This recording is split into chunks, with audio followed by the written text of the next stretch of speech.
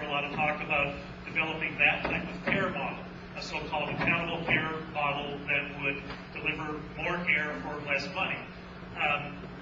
I was at a roundtable in December on just this topic with accountable care organizations, and I was somewhat surprised because 4 of these major multi-specialty clinics in the country that are participating in this study said without Medicare Advantage, it would be very difficult for us to deliver the kind of results that you're asking us to deliver. So, the things like care coordination, medical home, disease management, all of those things that we talk about, both sides talk about as measures to save money in the Medicare system, those may be put at risk if we significantly cut Medicare Advantage. So, the President also said last fall that he wanted to be careful and do cut with a scalpel, not a chainsaw. I think this is one where they may want to be careful because there may be more information than they've had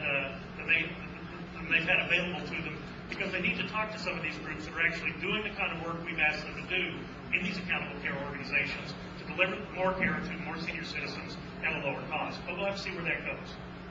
Okay. The next question comes from the southern part of our congressional district, from Stillwater, Mr. John Baer.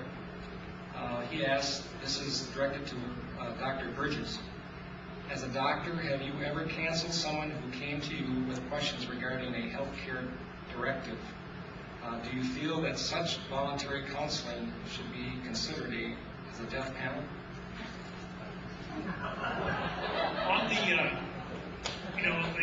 it was page 425 through 435 in the bill. The concept was very simple. As a physician, I think it was a good idea. Let's pay doctors more. Now, unfortunately, that very simple idea has now translated to 10 pages of legislative language.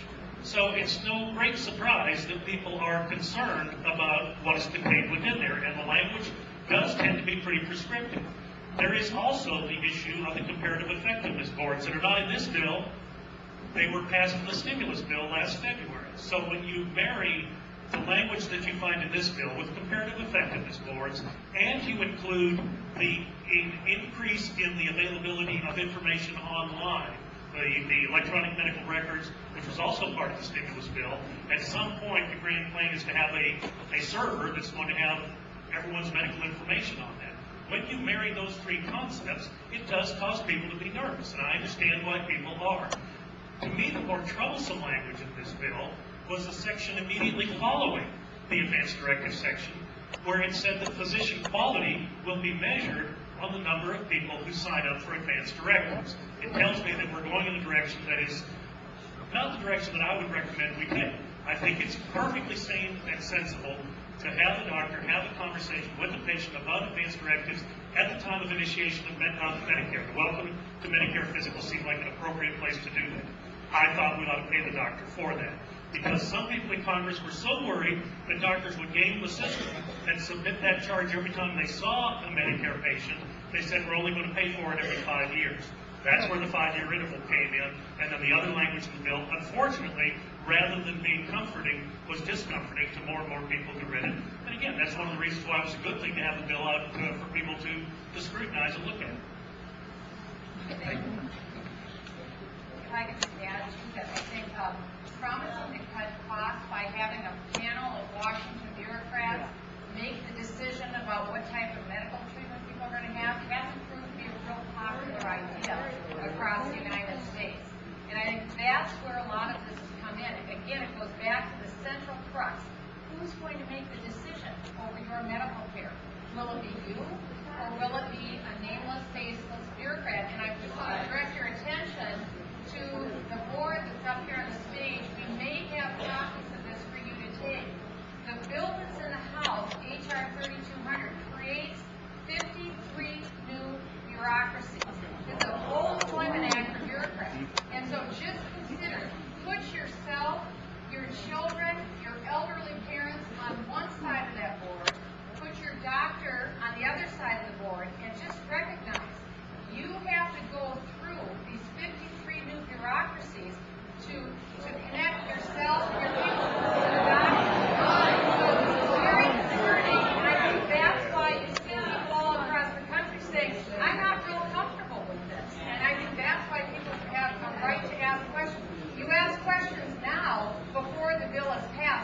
later, afterwards, because Washington is doing a lot right now and saying, trust me, just trust me. The American people are saying, we don't trust you.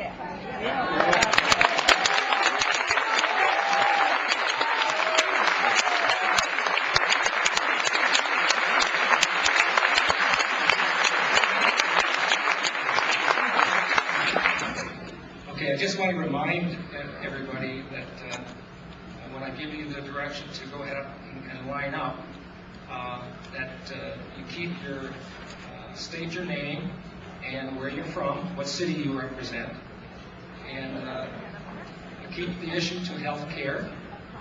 And just just another reminder, you know, I wrestled and coached for a total of 45 years, so be careful. Keep this so that everybody gets a chance. And by the way, I'm going to extend it to 4:15. 4:15. Okay. And the young lady to my left, your right, was, I think, at the microphone first, so we'll start on the left, then we'll go to the right, and so forth. Okay? Thank you. I'm Christine Norton from Cottage Grove.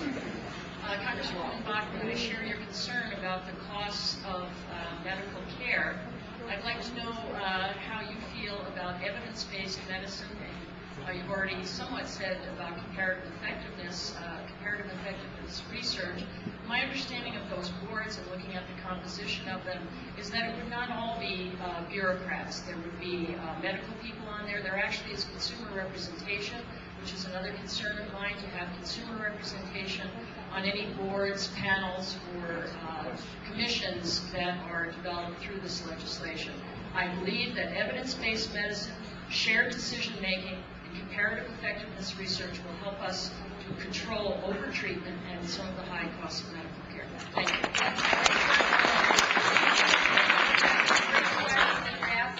And I would agree with you that I believe that we will see medical people, consumer representatives that are on the board, and evidence-based medicine is not a bad thing to look at, because we want to make sure that we are incorporating best practices.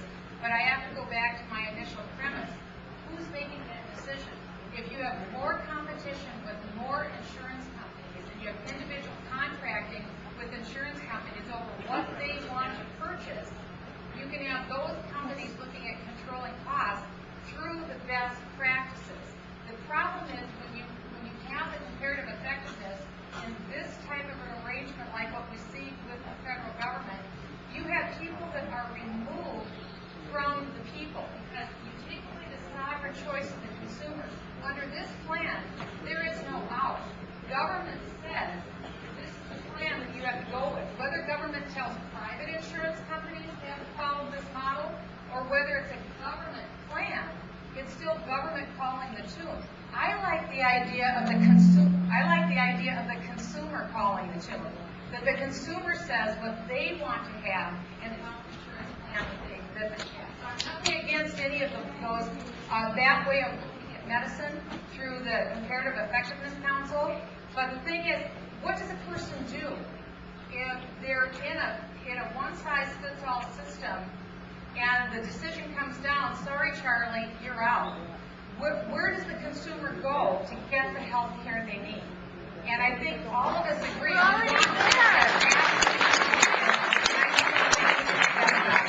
Christine, thank you. Okay, Mike on the right. Congresswoman Bachman, I'm just grateful to hear an opportunity to speak with you. I live in Blaine. My name's Trent. Why don't you speak in the mic? Speak in the Can you mic. hear me now? Better. Make sure you use the mic. Okay. I'm from Blaine, Minnesota. I actually went to Lincoln Elementary School in Anoka, Fredmore Junior High, and Anoka High School, so I'm a graduate from Anoka. I've been a public school teacher at Silver Elementary School in the Anoka District for 20 years. I'm a fourth grade teacher. I'm very passionate about my job. I'm grateful that I have the insurance that I do. I don't take it for granted.